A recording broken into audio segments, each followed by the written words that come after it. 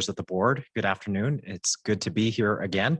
By way of introduction, my name is David Hasegawa, and I am the district admin. So for today's budget workshop, what I'd like to do is present the proposed fiscal 2022 budget for the Harris Ranch Community Infrastructure District. The purpose of today's meeting is to give you an overview of that budget, get your feedback, and confirm the direction. And so what I'll do today is introduce the proposed budget, discuss some of the highlights, review the strategic focus, impact, and then we'll also look at some alternatives in terms of how to construct the budget or the levy for general obligation bonds. And so for the fiscal 2022 proposed budget, it follows much the same format as previous budgets, where revenues and expenditures are divided into three broad categories. And those categories are the administrative side that is used to pay for the ongoing administration of the district, general obligation bonds, which are used to reimburse the developer for infrastructure that's been constructed, and finally, special assessment bonds, which we have only done one of those, and that was in 2011. The purpose of the district is to expedite the construction of infrastructure within the district, and the primary way that we accomplish that is by issuing bonds.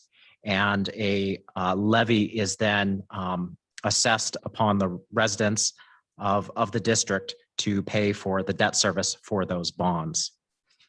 Within the budget, you can see that there is about 6.6 million proposed for new general obligation bonds.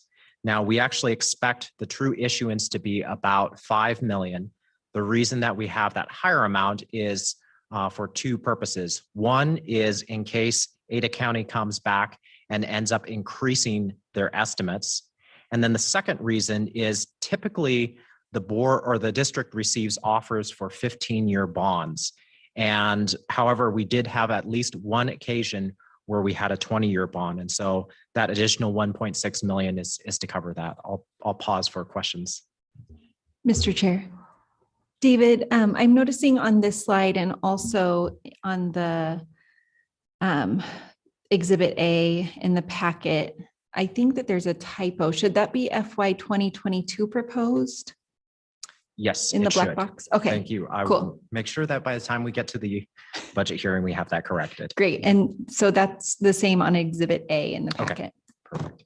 Thank you. All right. And then the final note is that we are planning to refinance the special assessment bond. If you recall from previous meetings, the interest rate on that bond was 9%. And the reason for that was it was issued when the district was brand new. Therefore, there was lenders considered the district to be higher risk. Now, however, we have 10 years of payments under our belts, and we are also in a lower interest rate environment. So our hope is that we can at least have that interest rate. So the budgeted costs, I'm going to give a few highlights for the budget.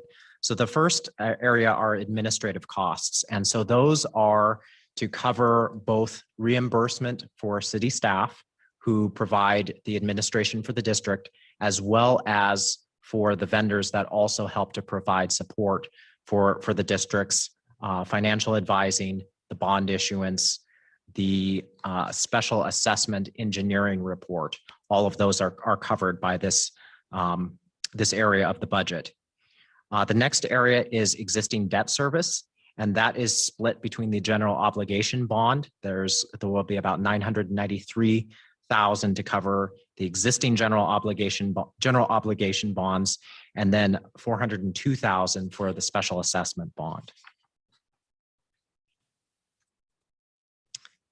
Moving on to the bond issuance for this upcoming year, a little bit of context. The district had initial voters in the district approved a $50 million bond authorization with a term of 30 years. That means that the district can issue debt up to a cumulative general obligation amount of $50 million for between the years 2010 and 2040. So far, the district has issued, I don't have that side. The district has issued well under that 50 million. I believe we are in the range where we still have about 33 million or so of bond authorization. One of the key items that I did want to touch on is currently there is 17.2 million in general obligation debt that is outstanding. There is a limit on how much debt can be outstanding at any one point, and that is 31.5 million. Right. Mr. Chairman. Yes. David, couple of questions on that last slide. The first one, we can issue debt up to 2040. Is there a limit on the term of the debt that's issued that last year?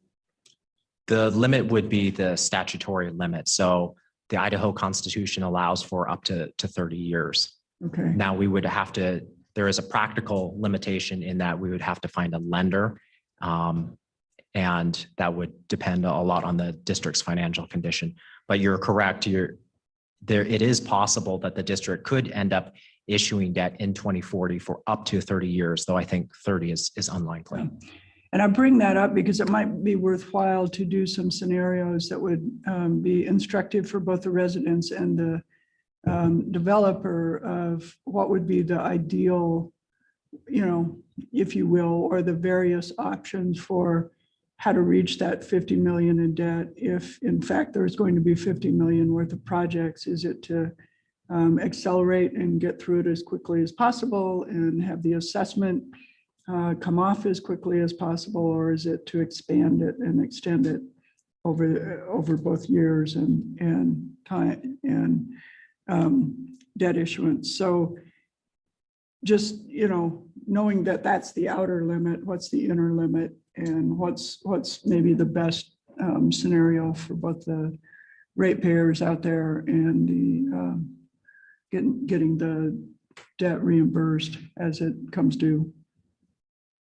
Yeah, absolutely. I'd be happy if to. my fellow board members agree. Mr. Chair, yeah, that makes a lot of sense. I think it would be interesting to have also to kind of stack on top of that an estimate of any remaining infrastructure projects, because I think, if I'm not misunderstanding, that Harris Ranch is getting fairly close to build out. So it would be interesting to see, what's remaining, what are the projections for the cost of that, and what are we looking at as far as how closely we're approaching that total, 50 million capacity. Good idea. Yeah, well, Mr. Chair, I'd be happy to ask the developer to present some of those, what they expect to the remaining infrastructure to be. And then I will be happy to work with them to start doing scenarios on what is going to be ideal for the ratepayers within the district. Great, thank you. Okay. So for the last item for the budget highlights, as I mentioned, our hope is to be able to refinance the special assessment bond. And one of the key results from that should be that we expect that to reduce the debt service by about 25 to 35%.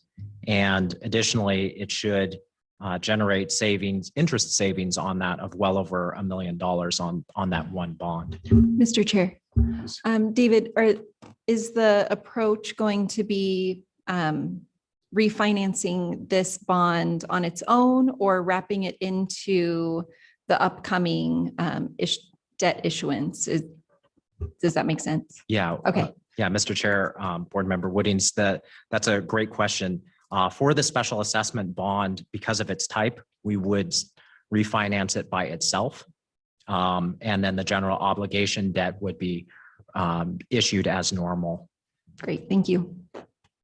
David, I have one question as well, just for my understanding. As I understand it, refinancing will result in great savings to those living in this district. Does it also, what impact does it have on paying down the bond? Does it go down faster or slower with a lower interest rate? That's a good question.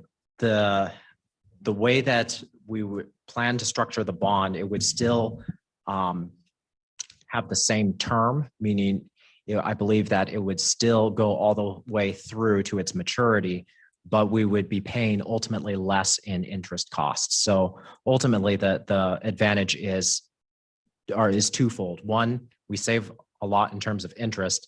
The other side is that the yearly payments themselves are going to be a lot lower. And so what the ratepayers end up paying is going to be less. So it's a savings both ways. Thank you. So what I wanted to show here is a comparison between the different years. And as you can see, the property taxes in that first line are increasing each and every single year. That reflects the overall growth of the district. And that is the function and how the district is designed to work, is that new growth is used to pay for additional general obligation debt, which is then used to pay for the community infrastructure. The second line, the special assessment debt levy, that one remains relatively constant because we do not plan to issue any new special assessment bonds. And then the bond proceeds in that next line, that depends on the amount of growth that the district experiences. In this particular year, we are estimating that there is growth that would support up to $5 million. And then, as you can tell, the overall revenue total expenditures, which are matched at 12 million, is significantly more than the 5 million from last year. And there's two reasons for that. One, again, the district has experienced considerable growth. And so the general obligation bond is larger than the year before. The second reason is because we would receive additional revenue when we refinance the special assessment bond. So although the expenditure, total revenue and expenditures go up, you can tell that the increase, if you look at that first line, the property taxes and the special assessment, those two are relatively consistent from year to year, with the note that the property taxes do go up each year.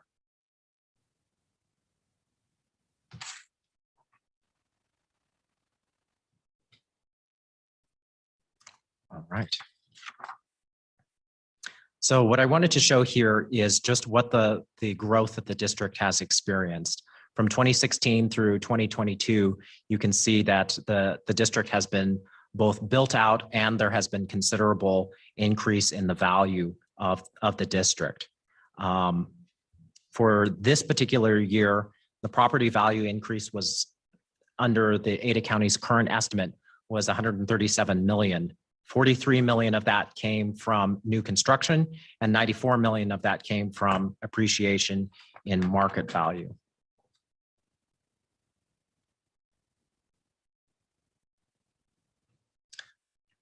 On this slide, we have the proposed projects that we are looking to reimburse this year through the general obligation bond. Not all of it will be, will not be able to finance all of it, as there is about 12.7 million. That's our initial estimate at this point to be refinanced. And of course, we expect to receive about 5 million or less in bond issuance. One of the important notes, and this will be important as we talk about the levy options, is that any amounts that are not reimbursed begin to accrue interest. And so that interest is then paid to the developer. And so that's something that I'll ask us to consider as we look at the levy rates. But those are the projects, and they're divided broadly into three types: construction projects, land reimbursement, and then the developer did submit this year request to be reimbursed for the interest that had accrued on projects previously reimbursed. Any questions? Okay. Before we talk about some of the options, last year at the budget hearing, we did hear from residents expressing their concern over the increase in the levy from year to year. And so I did want, as we consider the mandate of the district, which is to provide for the overall benefit of the residents by constructing infrastructure, I did want to put up for your consideration that the levy has increased considerably. You can see that the average house within the district was about $400,000 in 2016. And in 2020, that average had jumped up to $564,000. And you can see in the rightmost column, the average levy amount that homeowners paid each year. And so you can see that that average has increased quite a bit. Mr. Chairman? Yes. So David, noting that in fact, in this case, inflation in home value does translate into higher levy payments if you keep the levy stable. Isn't it also true that that increase in valuation means that there is more money available sooner to reimburse the developer, and the overall length of the levy could be reduced if that continues? Yeah, so Mr. Chair, Board Member Clegg, that's correct. And in fact, the overall design of the district was to follow that exact model, that as the district grows, and it was expected that that growth would come from both the appreciation in home values as well as new construction, that would be used to then fund bonds that would be used to reimburse and pay for that infrastructure. Thank you. So you are correct, and it is the more growth you have, the more is available to reimburse more quickly. Absolutely. David, I have a question as well. On the last slide, you had showed that there were some upcoming projects listed in those. I didn't see there's also projects coming online, apartments or condos. Is that right? Yes. So Mr. Chair, these are the projects that the developer has submitted so far. They do have other projects that they expect to submit, but these are the only ones where we have actually received a formal request so far. Oh, I see. Okay. So those just, they're in the pipe coming, but because I mentioned that because it would really pay down with that many more people entering the district. It would pay down that bond just that much faster. That's correct. The overall, Mr. Chair, the overall as the overall taxable value increases, that does make more funds available to pay for infrastructure and more quickly. Mr. Chairman. Yes. David, that brings up a question, actually just a comment in my mind, I think to Board Member Wooding's comments earlier. It would be helpful to understand what projects are still outstanding. I think my memory, if it serves me correctly, in the area around new apartments and condos that are being built, the reimbursable expenses will be some of the public space in the village green. But I don't know that for sure. So it would be helpful to have that list. Absolutely. Mr. Chair. Yes. David, on the next slide, it's noted that the homeowners exemption is 100,000, but that's increased this year to 125. Will that make much of a difference in what the residents of Harris Ranch are paying? So, Mr. Chair, Board Member Woodings, it will have an impact. The numbers that I put up there are from Zillow. I didn't have the county's numbers at the time that I put the presentation together. But for 2021, the average home, according to Ada County, was 628,000. So yes, it will have an impact.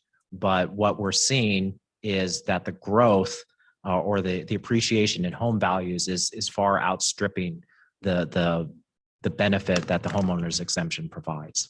Great, that makes sense. Thank you so much. Yeah.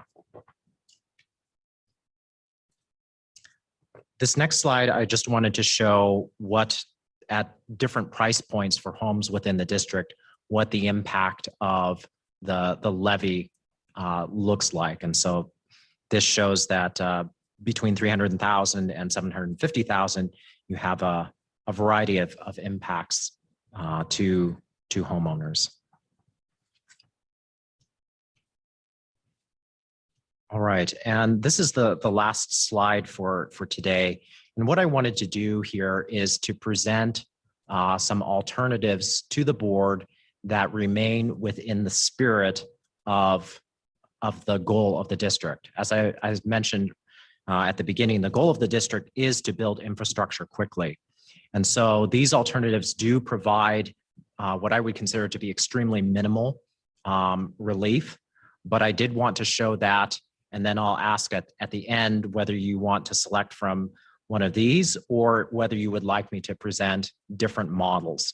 But again, the reason why I chose these models is because it still fits within the design of how the district is intended to finance bond issuances.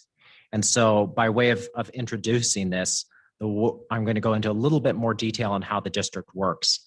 So in 2020, the taxable value of the district was $350 million. This year, it's $487 million, and that's a difference of about $137 million. What we do is we take that $137 million and multiply it by the mill rate, and that gives us what is available for bond issuance. Now, what I've shown here is that we could take that $137 million and a component of that specifically, which is the new construction, which is $43.1 million on the screen there. And we could reduce that new construction amount by one of the values that's up there. And the impact of that would be that it would bring some minimal reduction of the levy to the residents. The reduction is minimal, and however, the reason why I chose to present this is it's still in line with that goal of trying to build out infrastructure quickly within the district. I'm more than happy to explore other alternatives, but I wanted to present this one first. Mr. Chairman, back to my other comment, if we were to do this, all it does is spread out the length of the time that we'll need to levy. And while I understand that the House Bill 389 included this for new construction in a typical property tax district, bond approved districts were specifically exempted from that. It seems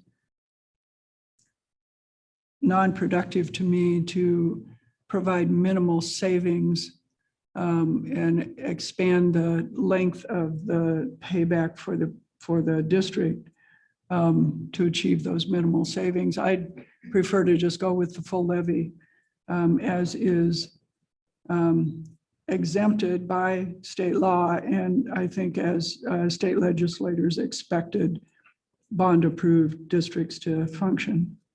Mr. Chair, I wholly agree with Councilmember Clegg, and I appreciate you preparing this because I think it really illustrates something, which is that the intention of legislation like this on other taxing districts probably does not have the impact that the legislature was going for. I mean, we're looking at anything from like a few cups of coffee at the mill to like a night out at Lucky 13 in tax relief. So it's really minimal. And we just had the same conversation in our budget workshop for city council where, you know, you look at if we're taking our 3% increase, what's the difference in people's taxes if we don't take the 3% increase? And it was $42, you know, and so I think that so many times, and, you know, justifiably, people are looking at the impact on their pocketbook of the additional tax. They're also reaping the benefit of living in a neighborhood that is only going to become more walkable, more livable, more bikeable. And so I think that there's a lot of value just in that a lot of folks around the city would really appreciate having. So while I appreciate the spirit of this table and I appreciate you putting it together, I think that going with the full levy makes much more sense.